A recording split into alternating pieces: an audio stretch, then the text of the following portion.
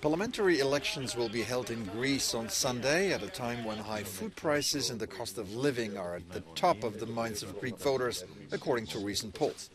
For Brussels, the economic situation seems a far cry from the dark days of bailout programs and painful austerity measures. Now the country's economy is among the fastest growing in the Eurozone. But whoever wins the elections, fiscal discipline will remain a key element. Essentially, Greece has weathered these last two extraordinary crises, COVID and energy, pretty well, maybe better than the European average. And the government has succeeded in keeping fiscal policy under control, and it is now reaping the benefits of that discipline.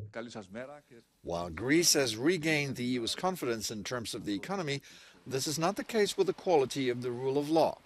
The government's image was tarnished abroad by the so-called Greek Watergate, in which politicians, journalists and businessmen were monitored by Greek intelligence services. The government denies having used the spy software. The political authorities have been essentially obstructing the activity of the independent agency that is supposed to do the checks on who is on the surveillance list, for example. And it takes several years before people are informed after the monitoring is done.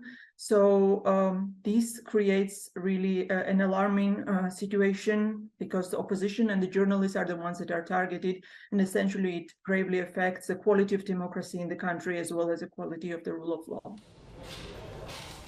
However, according to polls, the scandal is unlikely to have a major impact on the parliamentary elections.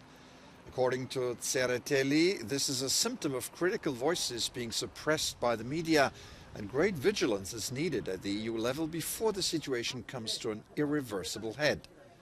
For the second year in a row, Greece ranks as the worst EU country in terms of media freedom, according to Reporters Without Borders.